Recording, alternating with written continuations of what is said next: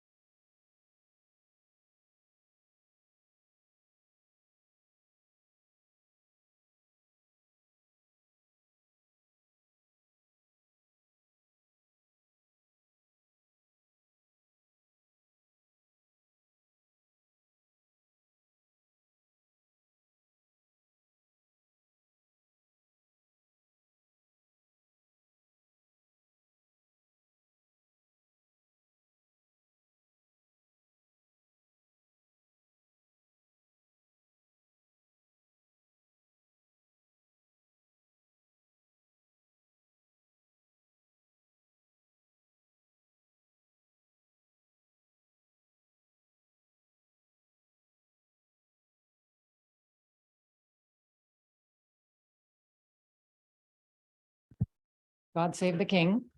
Please take your seat.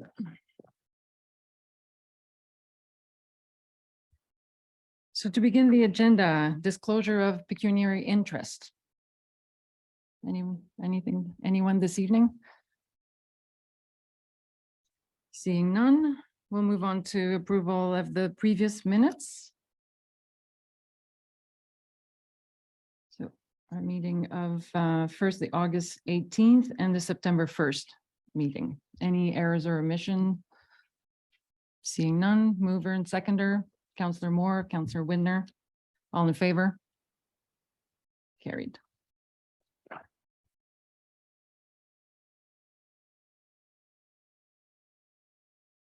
Okay, and since this evening there's a bit of a theme around serving and service, I have the privilege this evening to be presenting service awards to members of our firefighting team for 2019, 2020, 2021. So it's recognition for long service, but I think it's also recognition for your patience in getting your award. So thank you for that. It was interesting because in conversations I've had with members of the community this morning, someone mentioned to me that the majority of people in Malahide probably have no clue of the depth of the skill and the expertise that our firefighters bring and the caliber that you bring to every call. So of course, in defense of members of the community who may be a little clueless about your level of expertise, I thought, well, it's the kind of thing you almost don't want to know and you never want to find out. But just because it is kind of it is kind of a blessing if you never have to test your level of expertise, it should never go unrecognized. So I think we should take every opportunity to highlight it and to celebrate everything that you do. As I hope everybody knows, and we'll highlight it again tonight, that our firefighters are always standing by. You're willing to continuously train and learn. You're willing to disrupt your lives, disrupt your day jobs. You're willing to juggle many responsibilities. And why? And that's because you want to save our homes, you want to save our businesses, and you want to save our lives. So that is certainly appreciated. And like I said, it may be a blessing to never have to experience your expertise. Tonight is one of those opportunities we'll take to highlight. And tonight, the specific awards is for long service. So before we proceed with the specific awards, on behalf of council, on behalf of all the residents in Malahide, thank you for your dedication, your commitment to excellence. It is truly, truly appreciated. Thank you. Shall we go ahead?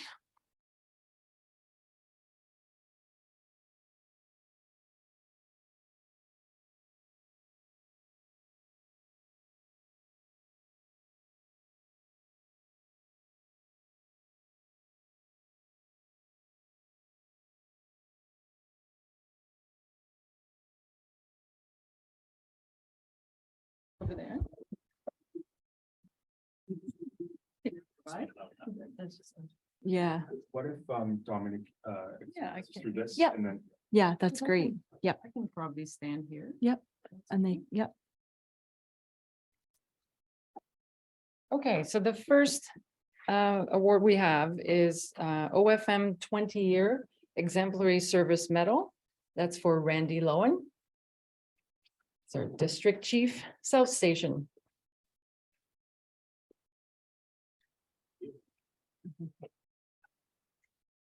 Do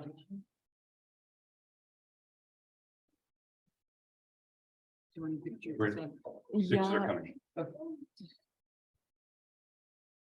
Up here then. Yeah, Olivia, you can come right up. The floor is yours. oh boy.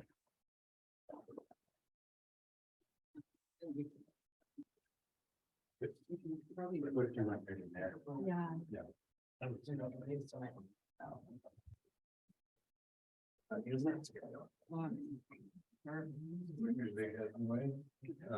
Just give it a move.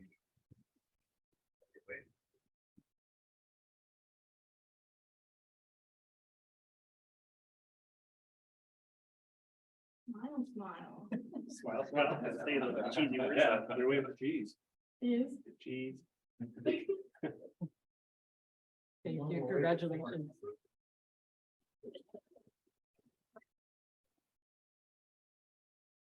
Our next award is OFM 20-year exemplary service medal. That's for Randy Hughes. He's our captain of the South Station.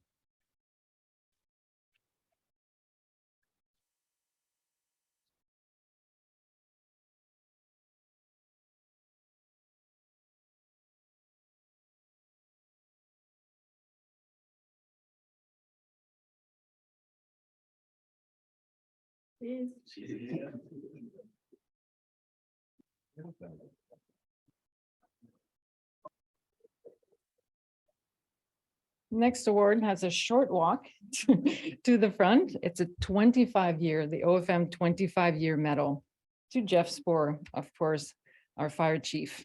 There's also a certificate for you, Jeff, and a pin for your wife, Tammy. Come on up.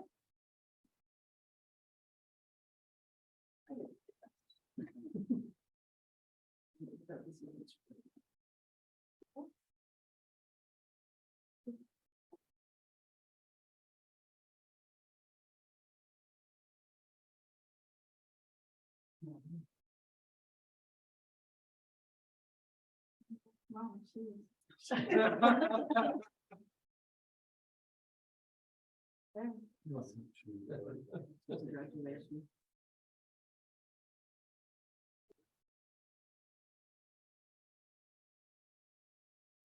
The next award goes to the OFM 25-year medal and certificate. That's for Dave Bradley.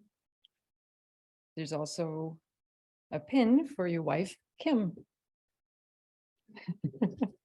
They look so surprised. You had 25 years to prepare for this. Oh, it is a surprise. Joe, she would Yeah. have never showed up. Oh, I'm.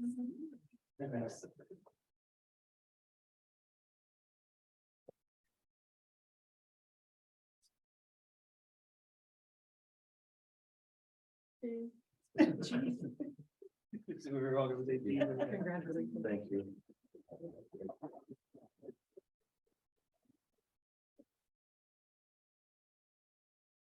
The next award is OFM 25-year medal and certificate, and that's for Robert Ford.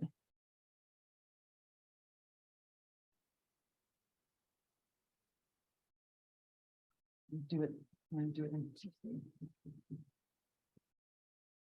Oh, you have a pin also. You have a pin for Lisa.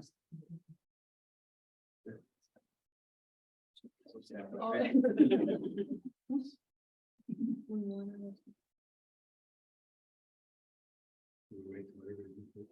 Come on.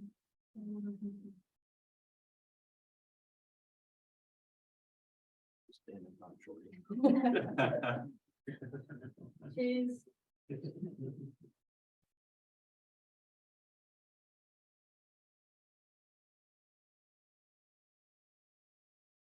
so much. Congratulations.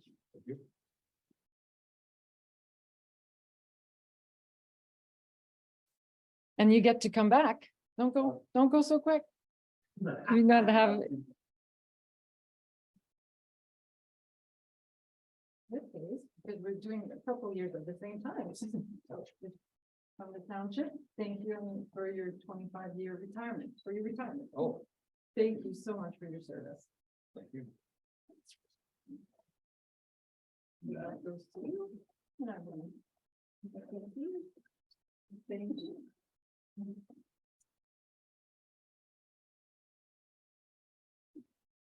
Oh. I'm late, but I'm here. Never. That's right. Thank you.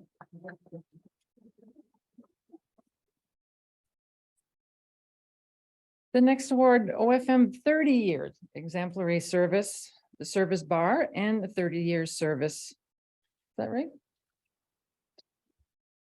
Or do I have just the 30-year service bar? Which goes to Dennis Johnson. He's our captain at North Station in Springfield. Is that right? Yep. Wonderful.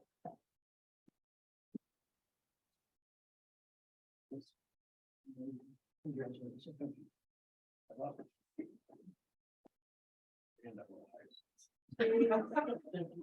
Where is it now?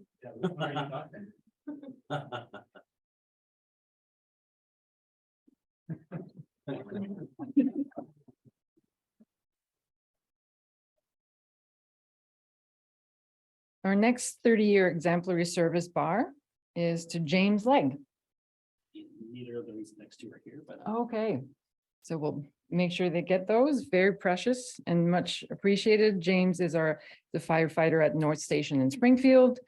And the next award is for 35-year service bar to Kevin Osterser. He's a firefighter in the North Station in Springfield as well. 35 years, amazing.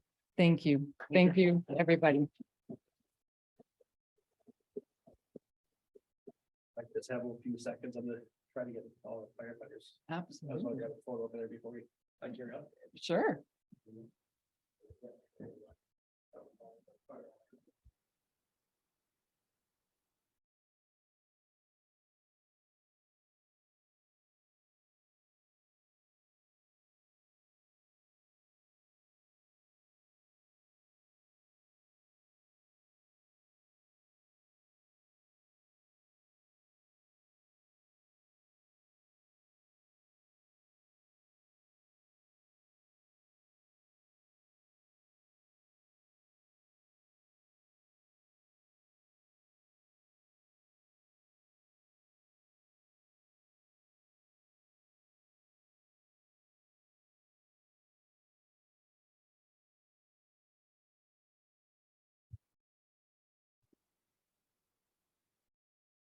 Okay, so we'll carry on with the next item of business. We have a public hearing for a minor variance application. So the resolution, I'll need the mover and seconder that the Committee of Adjustment for the Township of Malahide be called to order at 7:43 and that Deputy Mayor Dominique Giguère be appointed chairperson for the Committee of Adjustment. Councillor Cerna, Councillor Lewis, all in favor? Carried.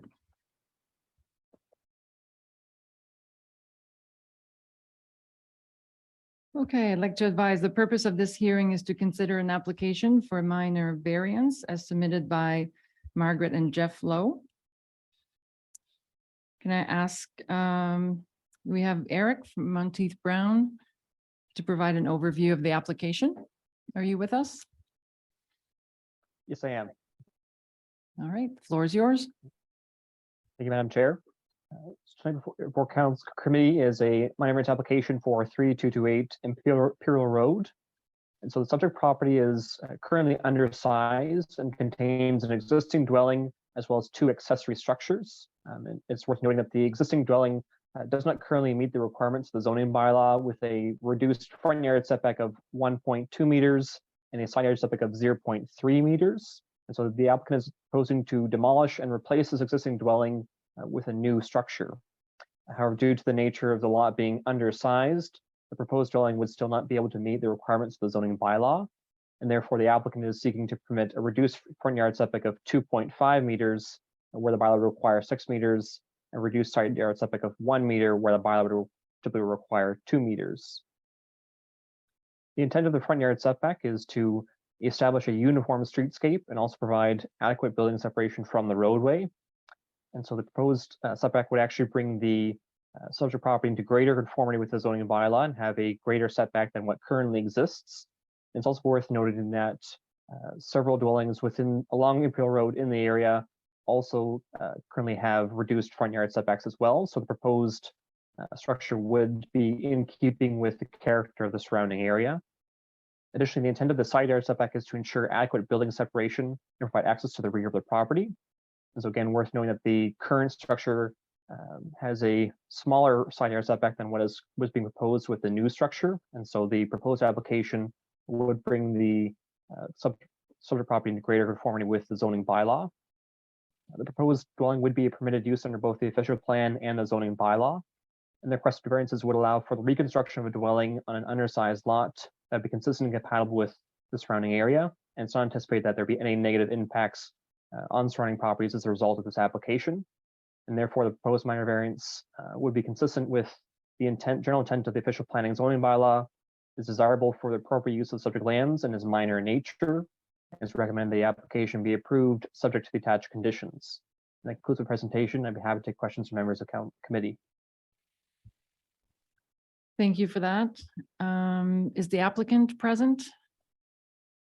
We don't have anyone. Okay.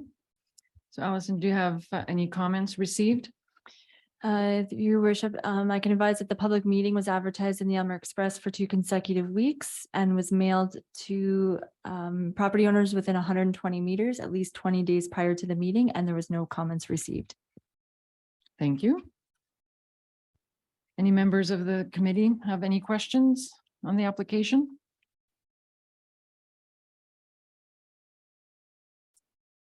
Seeing none.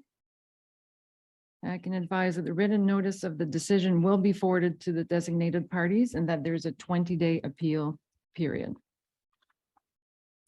So if there are no further comments, I'll need a mover and seconder that the report DS 22-40 entitled Application for Minor Variance, Jeffrey and Margaret Lowe be received, and that the application for minor variance, Jeffrey and Margaret Lowe relating to the property located in Plan 226 Lot 24, Part Lot 25, Geographic Township of Malahide be approved for the reasons set out herein, and that the approval be subject to the following conditions. Do you want the conditions on record? Yes. Conditions being that the owner applicant obtained the necessary building permit within 2 years from the date of decision to the satisfaction of the chief building official, ensuring that the approved variance applies only to the proposed accessory structure as illustrated with the application, and that the structure be constructed as per the details shown in the drawings as provided with the application, site location and architectural detail to the satisfaction of the chief building official. Yes. I noticed one thing. I think the conditions read an accessory structure. It's a primary dwelling. I may confirm through Eric. Sure, go ahead. Eric, just confirming that the variance applies to a proposed single attached dwelling, not an accessory dwelling. So I think I'm noticing the condition reads a proposed accessory structure. It should read a proposed dwelling. That is correct. Confirm. So I'll confirm so that the first condition should read that the variance applies only to the proposed Single attached dwelling. single attached dwelling as illustrated within the application. So may I have a mover and seconder? Counselor Lewis, Counselor Cerna, all in favor? Carried.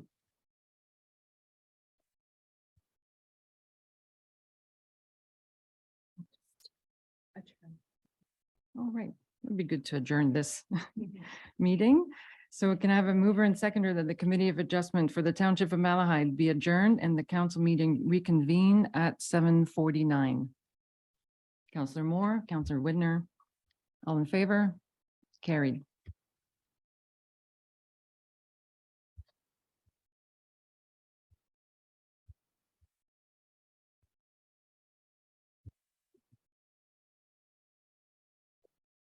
Okay, thank you, Eric.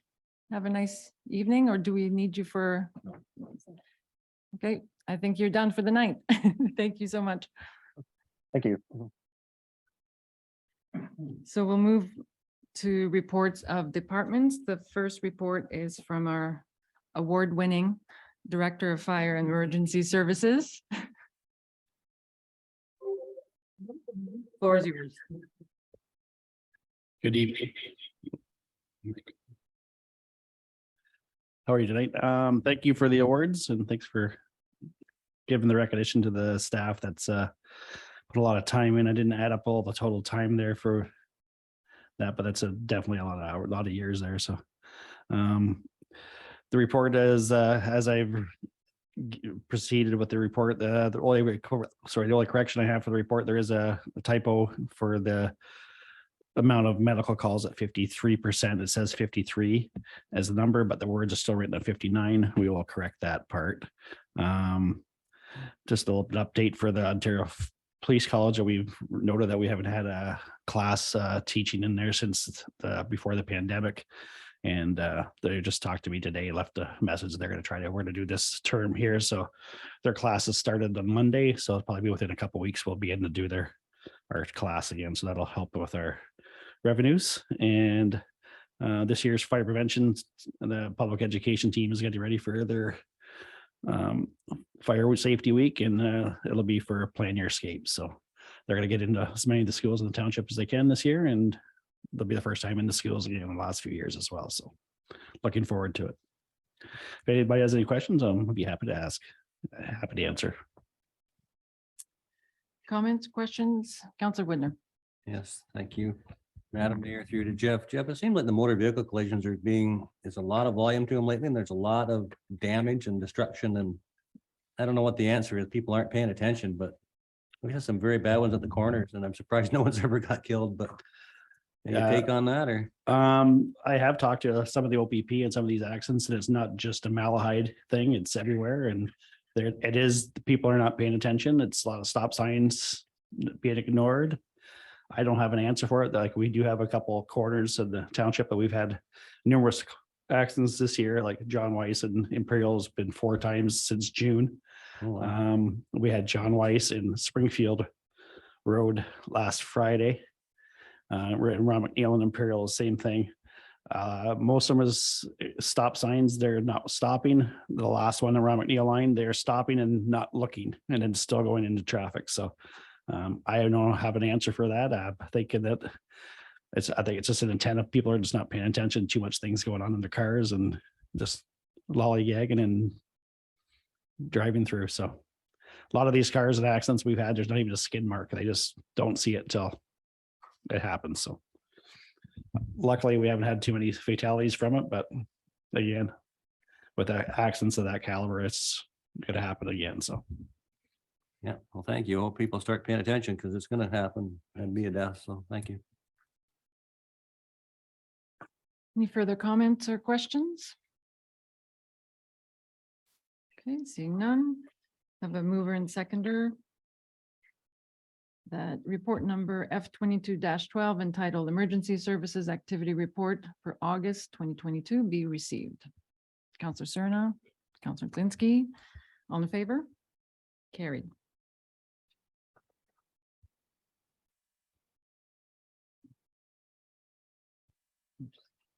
The next report is regarding the lease agreement renewal for Springfield Library. Who will speak to that? I will. So this is a follow-up report from a presentation that the county did back in March on the restructuring of their lease agreements for all the libraries in the county, and their flat rate that they're going with of $17 per square foot. This is the actual lease agreement now that they've presented to us. The $17 a square foot is up from $15.28 a square foot we're getting in 2022. And that's the base rate for the 5-year agreement with the increase every year based on inflation. Thank you. So that will impact the budget on the positive side. Exactly. For a change. Any other comments or questions? Seeing none. I'll need a mover and seconder that report PW 22-60 entitled Lease Agreement Renewal for Springfield Library be received, and that the current lease agreement between the County of Elgin and the Township of Malahide for the Elgin County Library Springfield branch be renewed for a further 5-year period commencing on January 1st, 2023 and ending on December 23rd, 2027. Counselor Moore. Counselor Glinski, all in favor? Carried.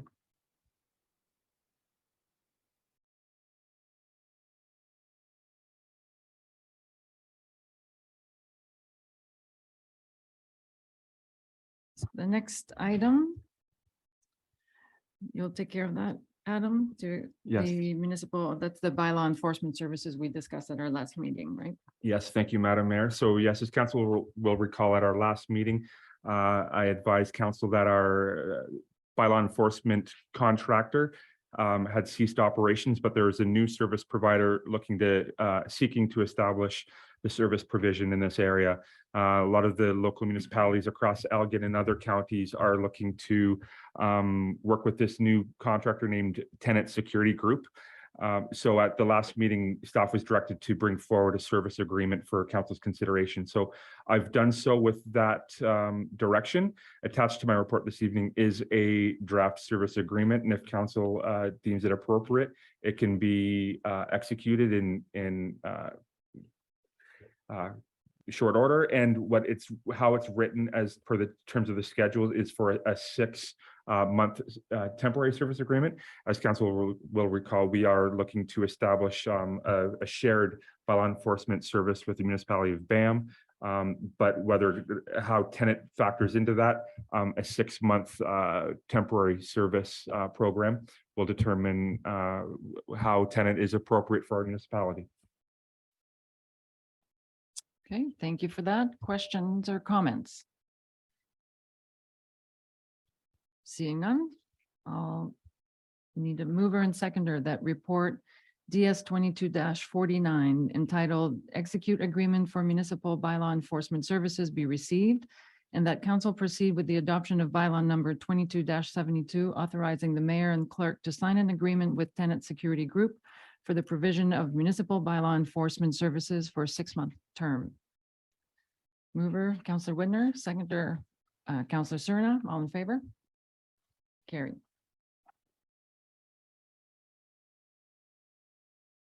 The next item is the redistribution of federal electoral districts. Thank you. So I won't go through my whole report, but what I'll hit the high points. So Ontario's province has increased so that there's one more seat at the legislature. What that will require is a sort of a redistribution of the electoral districts across the province, and what the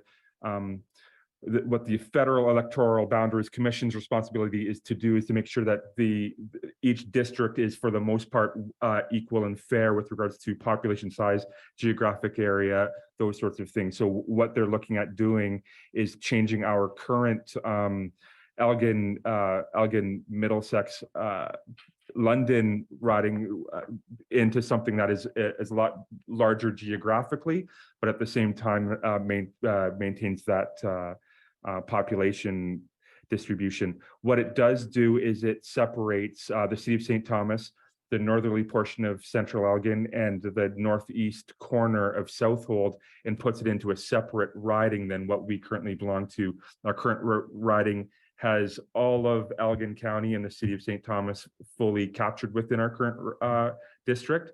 But what it's looking to do is remove, as I mentioned, St. Thomas and separate. So as I've stipulated in my report, there are some terms. So if there are any concerns, whether it's from a municipality, members of the public, anyone, they're not only required to express their concerns, but they have to have detailed alternatives and maps as to alternative suggestions as what could be considered. So what this report proposes, and what's also being contemplated by the other municipalities in Elgin County, is that the municipalities work together and put forward sort of a combined effort, a joint response in regards to the redistribution. What it's looking to do is seek to ensure that all of Elgin and St. Thomas is captured within one political riding.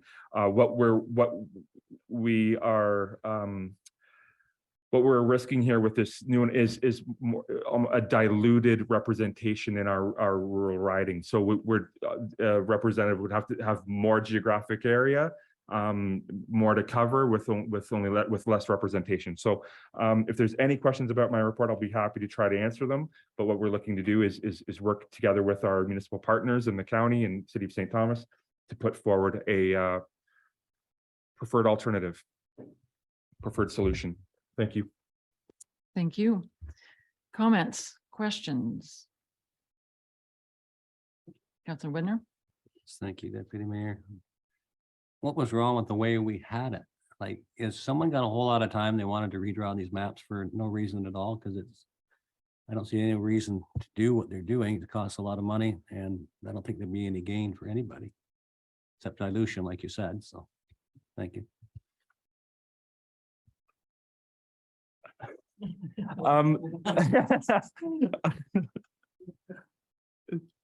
So it's the population increases triggered this. So what they're looking to do, whether there's theories as to why they've been drawn the way, I will leave that to the commission, the elected officials at the federal level, and so forth. But what we worry that we're seeing is more of a focus on urban ridings and more representation in the urban ridings as opposed to the rural ridings. So that's as far as I'll go. I don't know who's drawing these lines. It is the Federal Electoral Boundaries Commission.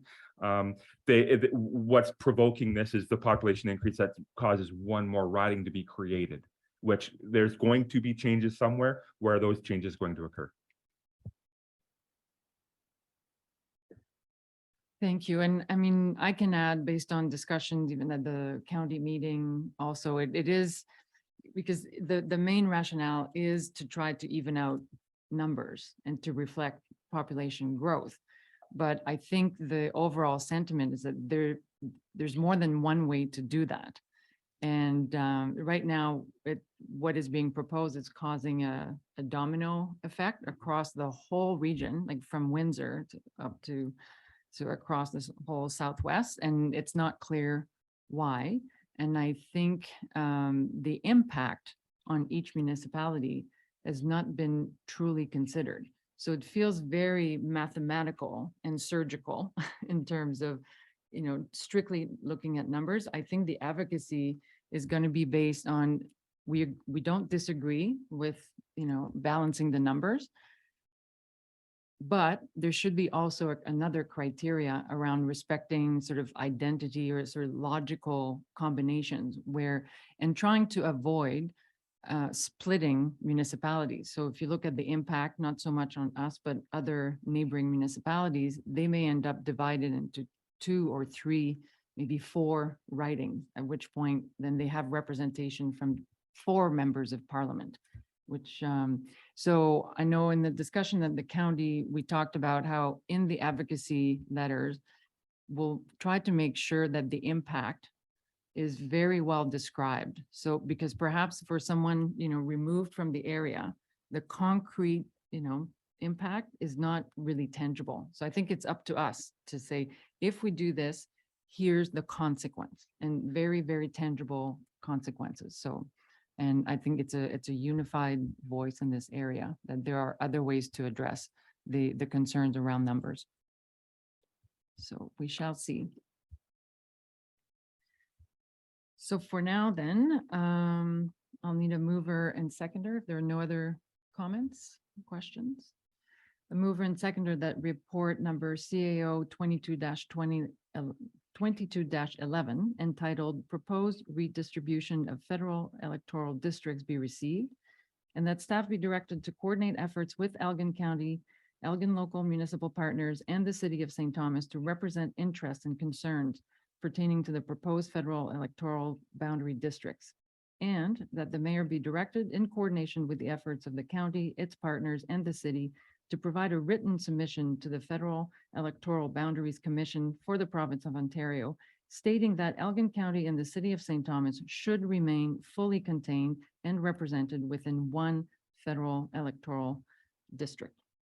Mover, Counselor Whitner, seconder, Counselor Moore, all in favor? Carried. The next report is an update on, and a response on Port Bruce flooding. Thank you, your worship. So this is what I will informally call part one in what was directed by council at an earlier meeting to direct for further follow-up from the Port Bruce flooding from February of this year. We're still working through addressing some further details on other components, but what I can bring forward this evening is that if council will recall, the Port Bruce Ratepayers Association issued a letter through Councillor Lewis dated June 30th that was brought forward to council's attention. And I believe staff understood that it was going to be, those comments were going to be included in a follow-up. So those highlights from that June 30th letter are sort of carried forward into this report with some responses. There are 5 matters responded to here, the what was in the letter, and as well as the emergency calling system. So if there's any questions from council on this, I'll be happy to try to elaborate or provide any further details. What I would advise that I think there might be some implied ideas that one solution might apply to any and every flood that could occur in Port Bruce. And I think what can be understood is that not all floods are the same. So what might be a fix in one scenario might be a detriment to another. So some sort of, there's no silver bullets, but we've tried to respond to the ratepayers' concerns here. So with that, I'll try to answer any questions that council may have. Thank you. Questions or comments? Counselor Lewis. Through you, your deputy mayor, thank you. Just want to say thanks to staff. It's a good report. I went over it well. And I'm sure there will be more questions to come, but I'm sure there's more information to be given also. So yeah, I just want to say staff did a great job. I think it's covered a lot of their questions and their concerns, and you're exactly right.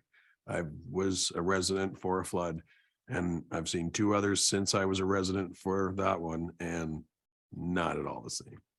Totally different impact on totally different part of the village. So they're definitely challenged, and we're challenged, but I think through a good effort, we'll get through it.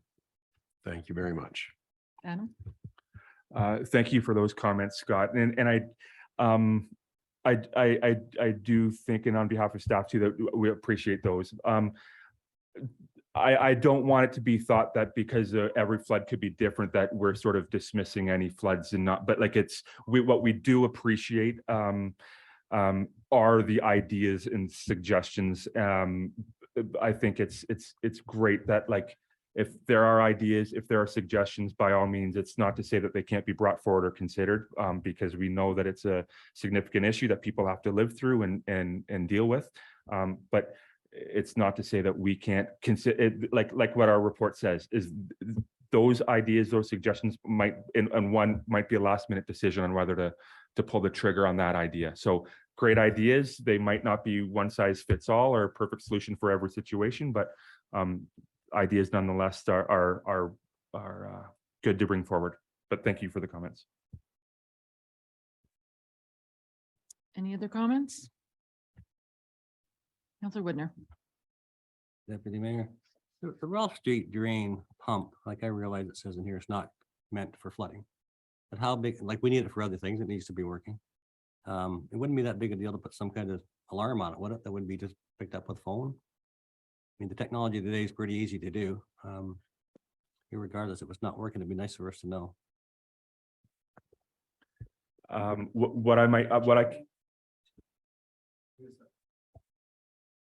Councilor Whitner, the drain itself too, during the flood, where it's located at the trailer park area there, it was inaccessible for several, like almost a couple days beforehand, because all the debris and stuff that was piled on top of that as well, and access, because it's located pretty close to the creek itself as well. So that might be, even with the alarm, they may not be able where it is located to be able to even service it if they have to at the time. Yeah, I just know it's always been over the years, it's been a problem. And when Councillor Clemenshaw was on every meeting, he'd ask, how's the Rolfe Street drain? Yeah, I never forgot that. So it- that's right. It does need to be, I think it needs to be monitored, and I don't think it'd be that big a deal to do it these days anyway. Thank Is you. there currently an alarm on it? Must not be. We didn't know it's not working, right? I don't believe, no, I don't think so. I know I have, what we can do is this is part one of a response. What we can do is provide some further details in a follow-up report.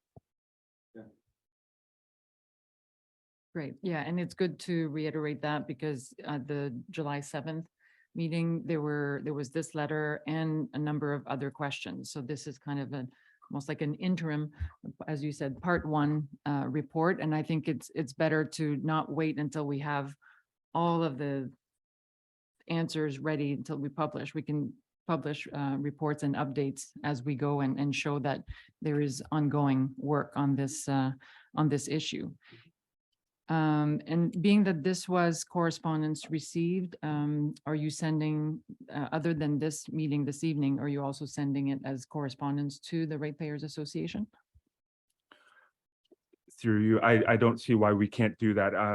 I'd be happy to forward a copy of this report to the Ratepayers Association. Thank you. Councillor Lewis? Yes, I reached out to the ratepayers today and a couple other residents and told them that it was on the agenda this evening so that they would be aware to watch it live if they wanted to. So they were notified actually before the meeting that the report was tonight and what was on the report. Thank you.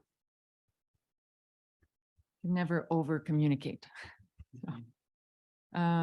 Okay, so if there's nothing else, then I'll ask for mover and seconder that report number CAO 22-12 entitled Port Bruce flooding February 17th and 18th, 2022. Subsequent update report be received. Councillor Lewis. Councillor Cerna. All in favor? Carried.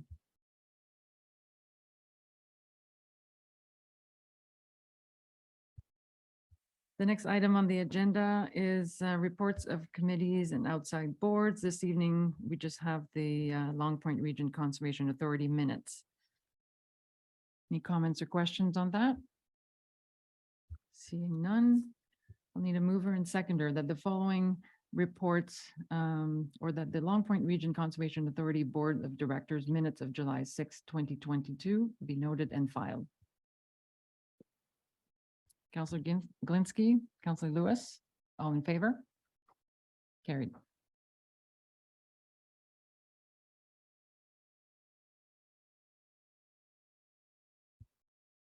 Next item is correspondence. There are 6 items this week. Any comments? Any items you wish to support? Councillor Moore. Thank you, Madam Mayor. This question to Allison, did we get a report on the correspondence report on Monday? If so, I did not receive one. Yes, through your worship, the correspondence agenda was sent out on Monday. I can double check if you received it. I'm sorry if you did not. I can go through the items if you would like. You got them. Okay. Okay, sorry about that. And we'll double check what happened in that email.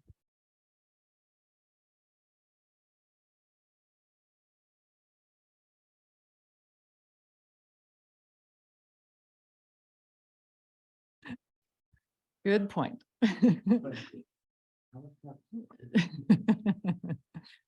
Any other comments or requests? If not, then I'll need a mover and seconder that the following correspondence be noted and filed. The 6 items being listed, Councillor Moore and Councillor Cerna. All in favor? Carried.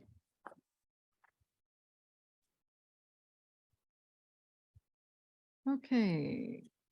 Next, I think we have a little bylaw marathon. So we'll get started. Could I have a mover and seconder that bylaw number 22-55, being a bylaw to provide for drainage works on the Norton Street drain, be read a third time, finally passed, and be properly signed and sealed. Counselor Lewis, Counselor Glinski, all in favor? Carried. I need a mover and seconder that bylaw 22-62 being a bylaw to amend the term schedule of bylaw 17-51 as amended by bylaw 20-80 to regulate the use of off-road vehicles in the township of Malahide be given first, second, and third readings and be properly signed and sealed. Counselor Cerna, Counselor Moore, all in favor? Carried. Next bylaw. Could I have a mover and seconder that bylaw 22-66 being a bylaw to authorize the execution of an agreement with the Corporation of the County of Elgin for the Springfield Library lease agreement be given first, second, and third readings and be properly signed and sealed? Counselor Glinski, Counselor Lewis, all in favor? Carried. And the next one. Can I have a mover and seconder that the bylaw 22-67 being a bylaw to prescribe a speed limit of 60 kilometers an hour on a portion of Carter Road being given first, second, and third readings and be properly signed and sealed? Counselor Lewis, seconder. Counselor Cerna, all in favor? Carried. So do I need to slow down now for these? Is there a speed limit on reading? So could I have a mover and seconder that bylaw 22-69 being a bylaw to prescribe a speed limit of 60 kilometers an hour on the portion of conservation line be given first, second, and third readings and be properly signed and sealed? And I may have skipped one. Going too fast. See, that's what happens. You don't pay attention. So that's 69.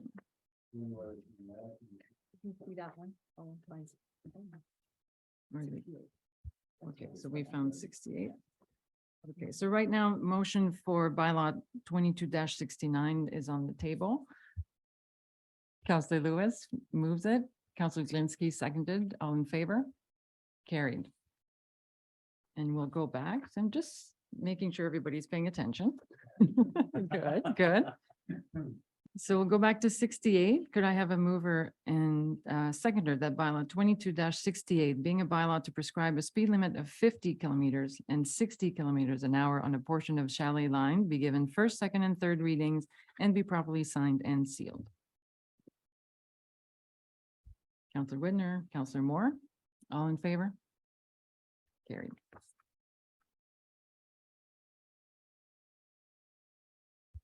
Can I have a mover and seconder that bylaw 22-70 being a bylaw to prescribe a speed limit of 60 kilometers an hour on a portion of Hacienda Road be given first, second, and third readings and be properly signed and sealed? Counselor Cerna, Counselor Glinski seconds it. All in favor? Carried. Or did you have a question, Counselor Moore, or no? Okay. Thank you. That's right. Exceeding the speed limit. Can I have a mover and seconder that bylaw 22-71 being a bylaw to prescribe a speed limit of 50 kilometers an hour and 60 kilometers an hour on a portion of Rogers Road be given first, second, and third readings and be properly signed and sealed? Counselor Glinski, Counselor Lewis, all in favor? Carried. We cover them all now? Yes. And we don't have a closed session, so I will look for a mover and seconder that bylaw number 22-73 be a confirmatory bylaw, be given first, second, and third readings and be properly signed and sealed. Counselor Lewis, Counselor Widner, all in favor? Opposed? Carried.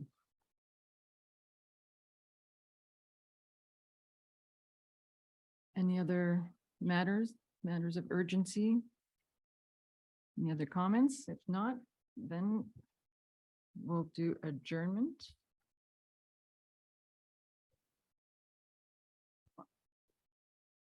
Sorry, it's on the. Oh, there you go. I think I could have improvised that one, but just to be sure, I'll get mover and seconder that the council adjourn its meeting at 8:19 PM to meet again on October 6, 2022 at 7:30 PM.